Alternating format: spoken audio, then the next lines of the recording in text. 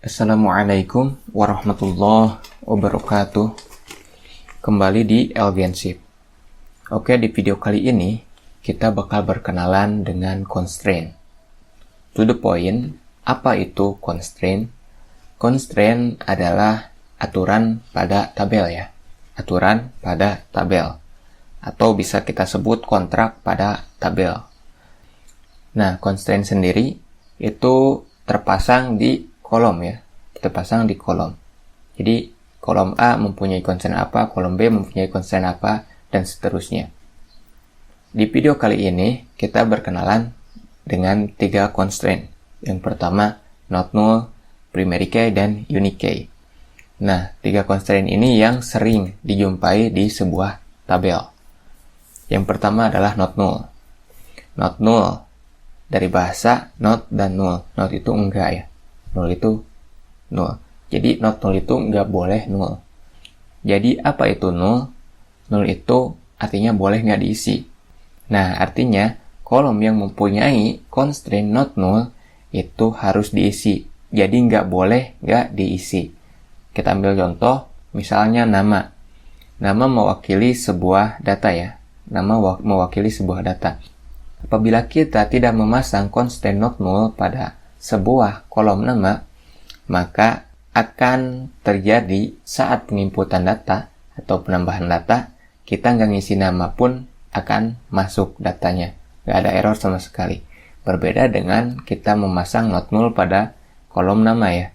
Maka ketika nama terluput dalam pengisian ataupun sengaja nggak diisi, maka akan terjadi error atau kesalahan dalam menyimpan data ya, seperti itu. Lalu ada primary key. Primary key artinya kunci utama, di mana primary key itu adalah constraint yang diterapkan pada sebuah kolom, yang di mana kolom itu akan menjadi kunci utama ya. Akan menjadi kunci utama. Kunci utama itu sangat berperan penting seperti mengubah data ke depannya, menghapus data, bahkan kunci utama itu menjadi patokan untuk menghubungkan antar tabel, seperti itu. Nah, syarat kunci utama itu ada 3. Yang pertama, mewakili data, unique, dan not null. Kita ambil contoh dalam mewakili data. Mewakili data. Kira-kira yang terbesit untuk mewakili di sebuah data, mungkin yang pertama akan nama ya. Apakah nama cocok untuk primary key? Kita harus lihat syarat primary key yang kedua, yaitu unique ya. Jadi nama nggak bisa dijadikan primary key karena terbentur dengan unique. Misal, di sebuah sekolah terdapat database murid. Di sebuah sekolah terdapat tabel murid, di mana data murid sudah 400 bahkan lebih ya, seperti itu. Nah, di saat kita menjadikan nama sebagai primary key, maka di sana bakal ada keambiguan ya. Nggak cocok sama sekali.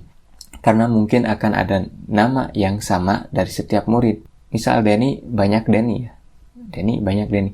Jadi itu kurang spesifik ya. Kurang spesifik.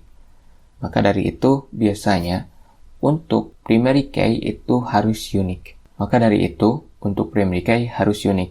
Di saat kita pemanggilan data, kita nggak bakal ngambil data yang lain. Misal kita ngambil satu data, yang datang data itu. Enggak, kita manggil satu data yang datang banyak data. Itulah jika kita memasang primary key pada sebuah kolom yang salah. Seperti itu. Yang ketiga pastinya adalah not null. Kolom itu nggak boleh null. Nah, setelah primary key ada unique key ya. Unique key. Setelah primary key ada unique key. Di unique key ini hampir sama dengan primary key, namun unique key itu bukan kunci utama. Bedanya gitu. Ini unique key itu hanya menjadikan sebuah kolom itu unik ya. Kolom itu unik. Jadi setiap data nggak boleh sama pada kolom itu.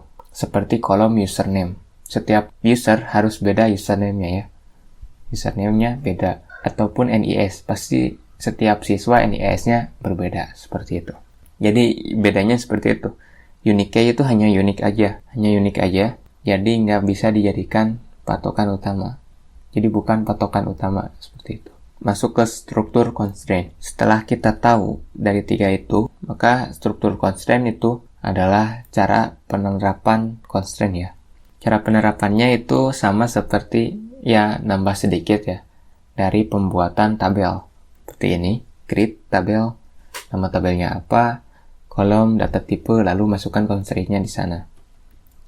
Nah, contohnya seperti ini, create tabel murid. Yang pertama ada ID murid, ID-nya berapa gitu, ID murid. Jadi ID murid nanti ke depannya akan bertambah 1, 2, 3, 4, 5 itu bersambung ya. Integer, berapa digit gitu. Lalu kita masukkan constraint-nya primary key. Yang kedua ada NIS, nomor induk siswa. Setiap nomor induk siswa pasti beda-beda ya. Nomor induk siswa berbeda-beda. Varchar-nya berapa? Ya pakai varchar ya kan. Kalau pakai integer itu agak aneh ya. NIS walaupun angka, kalau pakai integer itu aneh. Lalu unique key. Jadi setiap NIS pasti berbeda-beda antara data satu dengan data yang lain ya. Nah, lanjut ada nama, di mana varchar pakai nama ya. Ya, pakai varchar maksud saya. Itu not null, harus diisi. Gimana kalau murid nggak punya nama? Seperti itu. Oke, mungkin itu aja video dari saya. Semoga video ini bermanfaat. Terus belajar dan semangat belajar dari Algensip. Wassalamualaikum warahmatullahi wabarakatuh.